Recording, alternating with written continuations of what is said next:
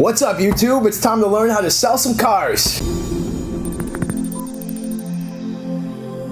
In this video, I'm going to be doing my top 10 tips for how to sell more cars and close more deals. So if you're a car salesman and you want to increase your numbers, make sure you follow these tips. Subscribe to Cars Unlocked because I'm going to be posting more training videos like this. And if you have any questions, comment in the comment section below. Feel free to give me a DM on Instagram. Follow me so you can see my daily life. Let's get started with tip number 1. Tip number 1 is going to apply to when you're meeting and greeting customers out on the lot. And that number 1 tip is going to be shake every hand. So when you meet a customer, they might come in by themselves, they might come in with their husband and wife, it might be a whole family. No matter how many people are there, you want to introduce yourself to everybody present and shake everybody's hand. Introduce yourself, get their names, and register all their names in your mind and remember all their names. You have no idea how influential any of these people are as part of a sale. The husband might be doing all the talking, but the car might be for the wife. So if you don't win over the wife, you're not going to get the sale. That old grandma who's walking behind them in her cane, or she might be the one co-signing for the loan. So if you haven't won her over, you're not going to get a sale. Make sure you shake every hand and introduce yourself to every customer that's present in the group. Tip number 2 is going to be make yourself Googleable. So make yourself Googleable. People want to be able to go into Google and search your name and instantly see what you're about. If they type in your name and they see your Facebook photo with pictures of you drinking or smoking weed, they're not going to buy a car off you. You need to make yourself Googleable. Some ways you can do that is by generating customer reviews. So you should be trying to get a review from every customer, every sale that you do. Getting reviews either on Google, dealerator.ca is another good one, LinkedIn even, so that when they search your name, those positive things come up. How I started this channel was by making YouTube videos of car sales walkarounds, and I would send these videos to customers. And now when customers Google my name, they can see my videos of me showing cars like the Nissan Rogue or the Nissan Murano, and they know that this is what I'm about. So make yourself Googleable. You got to ask every single sale for a review and make sure they get the review. One quick tip that I use to get a positive review is when I deliver a car, I take a photo of the customer with the car, with the sold sign, and then I send them the photo later with a link to my reviews. And I say, hey, congrats on your new vehicle. If you have any questions, here's my email. Don't forget to contact me. If you don't mind taking 1 or 2 minutes while you're sitting on your couch watching TV tonight and submit a review. You'll find that just sending the customer the link is much easier for them to fill out a review than them having to go on the website on their own and generating it organically. So send them the photo, get reviews, become Googleable. That's tip number 2. Tip number 3 with your customers is always walk the lot and sell what you can see. So I see this all the time with new salesmen. A customer will come in, they say they want to look at Rogues, and they instantly go in their office and they pull up the Nissan website and they go around on the website and they look at the photos on the website. That really doesn't help with selling. That's really rookie selling. You want to take the customer out on the lot. You want to show them the cars, open up the cars, let them feel and touch the quality, let them see the car and touch the car. The reason why you want to sell what you can see is because you'll make more commissions if you sell the cars that are on their lot. It's much harder to close a customer on a car that they aren't standing in front of. It's a lot easier to say, okay, this is the one that you guys are going to buy, instead of saying, oh, we have to get the car brought in from another dealer or do a locate. You should only really doing these locates if the customer is dead set on a specific color or a specific trim package that you don't have physically on your lot. Take the customer for a lot walk, open up some cars, have them feel it, have them touch it.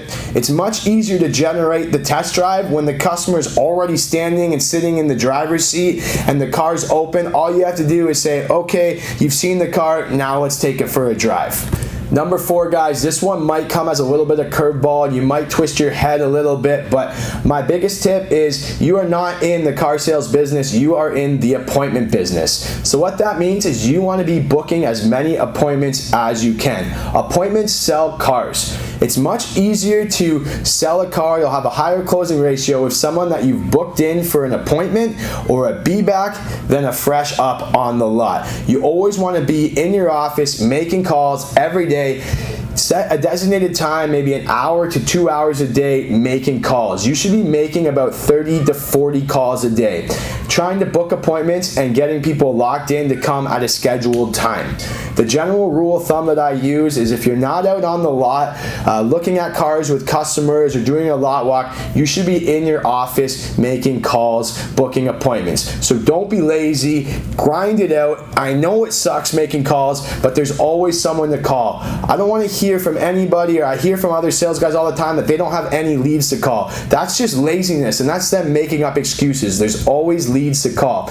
You can approach your new car manager in the morning of your shift and say, hey, are there any auto trader or internet leads that I can call and reach out to try to book appointments? You can call the people coming in for service the following week and see if they want to sit down with you and discuss upgrading their vehicle while they're here for service. They're coming to the dealership anyway, so those are easy ones. Or you can call all of your old delivered leads, people that have purchased from you in the past, 2 years old or less, maybe even 1 year. You can call them and see if they want to upgrade their call. Just constantly be following up with customers, constantly calling all your leads, and always try to make at least 30 to 50 calls a day. Your goal should be to have at least 2 to 3 appointments a day. So that's a really good tip for selling and being successful. If you have 3 appointments a day, the chance of you selling 1 car that day are very, very high. And I bet you might sell even 2 cars. You could get a fresh up and you might generate yourself a hat trick for that day. Try to book about 2 to 3 appointments a day. Remember, you're in the appointment business, not the car business. Number 5 is going to come down to pricing. Everybody works for their hard-earned money, so it's up to you to try to take them and get them to spend that money and show them value. But an easy way to show them value is not focusing on the price of the car, but focusing on the payment. Always try to quote within the payments. Don't tell them the final price of the car is $22,000. Try to say the price of the car, it's going to fall right in the $220 bi-weekly range. You should know roughly the payments on all your cars on all your lot. If a car is brand new and it's $25,000, you should know that that's going to translate into a $250 bi-weekly payment with 0 down. Always try to quote the customer payments. If you're walking the lot with the customer and they say, hey, how much is this car? You should just quickly say, oh, like this car basically is going to run you around $200 bi-weekly or $250 bi-weekly, whatever it is. Try to know the ballpark. Always say around so that they don't take you for your exact word in case you're off by a few dollars, but always focus on payments. It's much easier to sell a customer on a $200 payment than a $25,000 loan. That's really rudimentary stuff, guys. Always focus on the payments. Number 6 is going to help you with the payments as well. Always try to get some money down from a customer. So there's a lot of advantages to have money down. It will help you get a better approval with the bank. It will help you give them a lower quote when you're discussing the payments. It also will help you appear lower than your competition. So generally when I quote, I try to quote people with $1,000 to $3,000 down.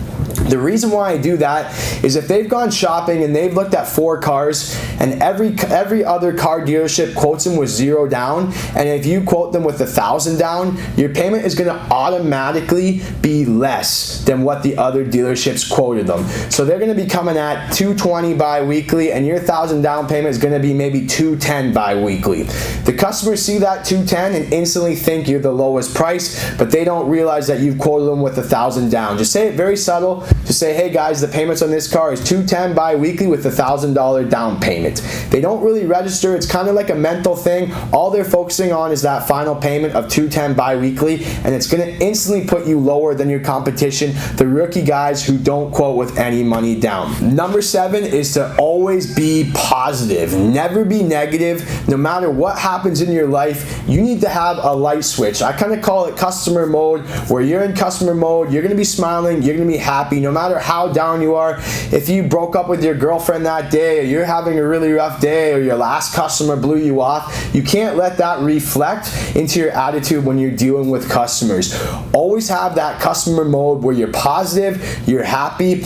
Nothing should be approached or rebutted negatively on your behalf. If a customer says, oh, they want to go look at a different make or model, don't put down that make or model, or don't put down your competition. Stay positive and just say, That is really a great car, guys. Let's compare the two cars and show them the value of your car versus the other one. Never approach a customer negatively or rebuttal with any negative comments, because they're going to feel negative about the situation and they're going to feel negative about you.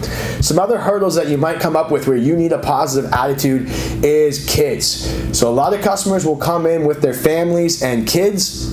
The kids might be running around, they might get the seats all muddy with their shoes, they might be annoying you throughout the process, but you cannot get annoyed with their kids or any other members that are part of the group. You need to stay positive. So a line that I always use when there's kids around, I just smile, I act really positive and say, oh, I love your kids. I remember when I was so young and I had that much energy myself. It really makes me feel excited. And that is great. It allows the parents to feel comfortable bringing their kids to your dealership, so that if they need to come and see you and they don't have a babysitter, they're okay with bringing their kids. If they can't find a babysitter, they might cancel their appointment and not come in and buy the car off you. So always be positive with every objection that the customer throws at you, and be positive with all the members of the group. Number 8 is going to be always follow your sales process. So you should have a sales process that's, once you are experienced, you're going to learn this sales process. It's almost going to be just like riding a bike, and try to follow your sales process to a key. So what I try to do, I try to meet my customers and pre-qualify them, ask them questions in terms of what they're looking for, what their budget is, things like that. Then I'm going to move on to the product presentation and the demonstration, show them the car that fits their needs and wants, like we discussed in the qualification stage. Then we're going to move on to the test drive phase. We're going to come back from the test drive. We're going to go into maybe the trade-in appraisal. Then we're going to move into the numbers and the desking stage, and then I'm going to move right into the closing stages and close the deal. Try to find the process that works for you. That's a pretty generic one. Obviously, I do have a few details, and you got to be flexible with each customer, but that's kind of the process that you should follow, and you should try to follow this process with every customer. Stay in control of the sale. Don't let the customer come in and control you. Don't let them come in and say, oh, I'm only here for your best price. I don't want to test drive any cars. Just give me a quote. You need to try to follow your process as best as possible. Number 9 is going to be your follow-up. So there's going to be some customers that you don't close that day for whatever reason. They might need to go talk to their wife. They need to check their insurance. They might not be buying for another few months. They might want to look for some cars. You need to write these customers down or use a CRM system so you can track all your calls, and you need to follow up with these customers. Normally what I do is immediately after a customer leaves their lot, I will send them an email of what we discussed. Since I have all my videos pre-made on all my Nissans, I'm able to send them a video of the Nissan Rogue that they just looked at, and I'm able to say, hey guys, it was a real pleasure meeting you tonight. Just while you're doing your research at home, I want you to watch this quick video that I put together with Nissan Rogue, showing all your features in case there's something I missed that I didn't show you, or there's something you forget during the test drive today. Please let me know when you want to come back and we can finalize this. I like kind of leaving that final note. Please let me know when you come back so the customer has a call to action. You need to call your customers, follow up with them on a daily basis. If a customer says they'll contact you and you don't do anything, they're not going to contact you. You need to follow up. Follow up with your previous sold customers from last year. Wish them happy birthdays. Call them and say, I always say happy car anniversary. I call them on the day, a year after they buy the car. See if they have any questions. When you see them for service, ask them if they want to upgrade. You need to follow up with every prospect that you get. Usually what I try to do is if I get a lead from a customer, maybe it's online or they walk in and they don't buy, I usually follow up with them at least 8 times. So that might not seem like too much, but usually by the 8th time you follow up with them, either call them or send an email. If they don't want to buy the car, they're going to say no to you right away after that 8th time. But they might say no to you the first time. But you need to follow up, and keep in mind that just calling them once the next day isn't a good follow-up. If you don't hear from them for a week, you need to call them in a week. You can't be following up with them once or twice. You need to follow up with them multiple times until they either come in and buy a car off you or tell you to get the hell out of here. Follow-up is key with all your prospects. The last one, number 10, is probably the biggest one here, guys, and that's kind of a standard throughout all sales sales, and no matter what you're selling, but that's going to be asking for the sale. You need to ask your customers for the sale. If you don't ask, you're probably not going to get the sale. So you need to be a little bit aggressive. You need to swallow your pride and man up. Back in the day when I started selling phones, I was hesitant to ask customers for the sale. But if you've just spent an hour or two with them showing them cars, you have the right to ask them if they're going to buy the car today. And there's a lot of different ways to do this. A few things that I like to do. I like to ask them and just say, okay, so to move things forward, we're going to need a $500 deposit. Are you going to pay that on Visa or debit? Very straightforward. You're going to ask them what payment their option. You're giving them two options. Both of them are options you want to hear. Whether they say Visa or debit, you're going to get the sale. There's things like the assumptive close, where just assume that they're doing the sale. There's the indirect close that I've mentioned on my channel. I'm going to post another video of my closing strategies here, but always ask. The biggest thing in sales is that if you don't ASK, you don't GET. So you have to ask all your customers for a sale. Do not let them walk out the door without asking them. And don't ask them when they're already on their way out. Ask them while you sit down. Ask them when you've come back from the test drive. Ask them if you presented the numbers. You can say to them, hey guys, I know you like the drive of that car, so if I can make the numbers right, we should be able to do a car deal today, right? And then they might say yes, they might say no, but at least you've asked. If you don't ask the customer for the sale, you'll always be wondering what would have happened if you did ask. It's like that girl you see at the bar. If you see her and you want to ask for her number and you're too afraid to go ask for her number and you go home without asking her, you're going to be kicking yourself the next morning saying, I wish I asked her for her number, or I wish I just found the courage to talk to her. Because if you don't ask, you have a zero chance of meeting that girl and getting her phone number. But if you ask for the sale, at least you know you've done everything you could to get the sale. So that's it, guys. Hopefully you learned something. Hopefully this will help you put some numbers on the board. Ask me all your questions in the comment section below. This was pretty brief in my top 10 sales tips, but I'm going to go through more in detail. Ways to close, meet and greets, how to qualify, how to go on test drives, things like that, presenting numbers. So subscribe to my channel, Cars Unlocked. I'm going to start doing one weekly unlock of a car, and then I'm going to do one weekly sales training video. So subscribe for that if you want the sales training video. Follow me on Instagram. If you have any questions, guys, send me a DM. I'm here to help you guys close more deals. Thank you so much for watching. Have a great day.